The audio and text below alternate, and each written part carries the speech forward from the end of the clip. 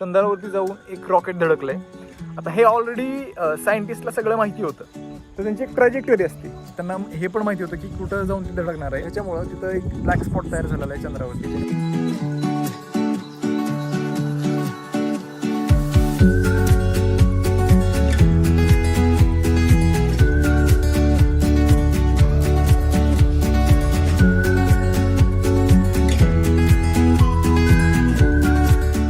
5 ऑगस्टला मागच्या 5 म्हणजे ह्या 5 ऑगस्टला चंद्रावरती जाऊन एक रॉकेट धडकलं आहे, जे की फॅल्कन 9चं आहे. म्हणजे स्पेसएक्स कंपनीचं फॅल्कन 9 रॉकेट आहे. म्हणजे त्याचं पण त्या रॉकेटचा अप्पर भाग जो की ऑलमोस्ट काहीतरी 4 टनाचा भाग होता.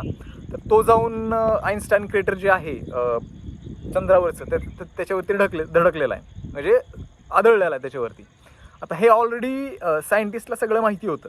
आता ते कसं माहिती होतं, कारण की आता हे सगळं सायंटिस्टला माहिती होतं. पण हे कसं माहिती होतं तुम्हाला? जसं की आपण ट्रॅजेक्टरीज असतात, आपल्याला सगळ्यांना माहिती आहे की पृथ्वीची एक ट्रॅजेक्टरी आहे. इव्हन सगळ्याच गोष्टींची, इव्हन सनसुद्धा स्वतःच्या भोवती फिरत थोडंसं एक छोटासा बिंदू आहे मध्येच, म्हणजे आय मीन सनच्या थोड्याशा साईडला, तर त्याच्या भोवती तो फिरतो.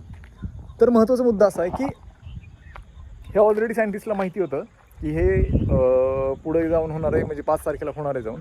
पण ते कसं माहिती होतं की जसं मी तुम्हाला सांगितलं की प्रत्येक गोष्टीची जी गोष्ट अंतराळात आहे, जी फिरते, पृथ्वी असेल, चंद्र असेल, सगळ्याच गोष्टी, आय मीन जे प्लॅनेट्स असतील, सगळ्यांना त्यांचा एक पाथ असतो कुठं ना कुठे ठरलेला.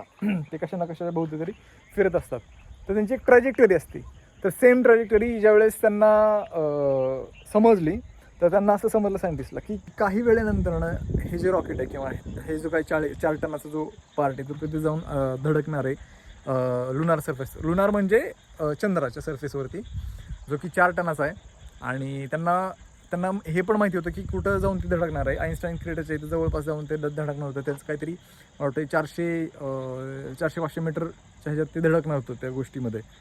तर एवढं आपण पुढं गेलेलो आहे की आपल्याला माहिती आहे की आपण परफेक्ट टायमिंग कुठे धडकणार आहे चंद्रावरती, हे पण आपण एवढं डिटेक्ट करू शकतो. आणि तेवढं टेक्नॉलॉजी आलेलं आहेत. म्हणजे मानवानं एवढं मोठं सगळं काय अचीव केलेलं आहे. ह्या गोष्टी खूप खरं तर अचंबित करणार आहेत एवढ्या गोष्टी.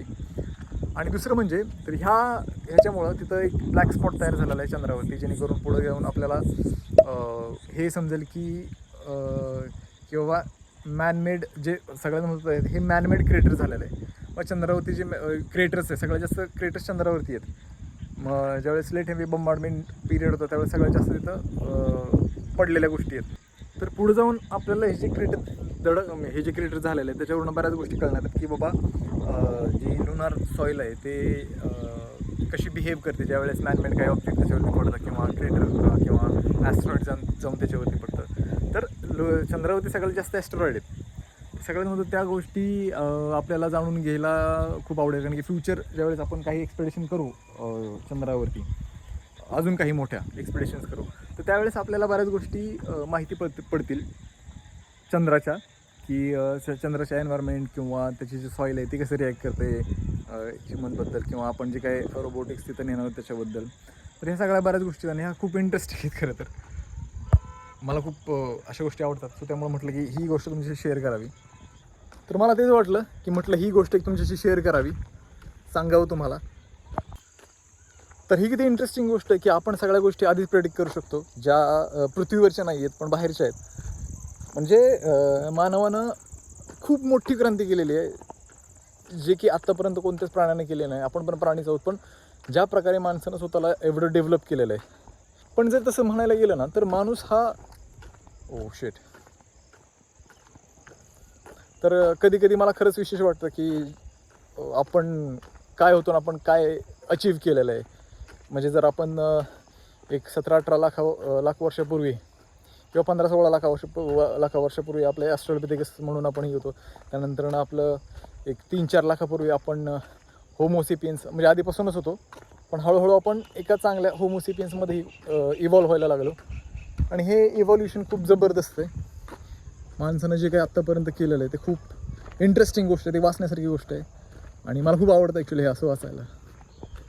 तर आता मी चाललो आहे घरी. संध्याकाळी जरा मला फ्रेश असं काहीतरी हे करायचं होतं, स्पेंड करायची होती. संध्याकाळी तर स्पेंड केलं, आता घरी जायचं, चहा वगैरे प्यायचा, नंतर जिमला जायचं. जिम खूप महत्त्वाची आहे, पण माझा पाय दुखतो ॲक्च्युली, त्यामुळे मला आता हळूहळू जिम करायची. आणखी हेवी वेट नको मारायला, पण माझा पाय दुखतो आहे, त्यामुळे मी लाईट वेट मारतो सध्या. बघू काय होतं आहे. भेटू लवकरच आपण.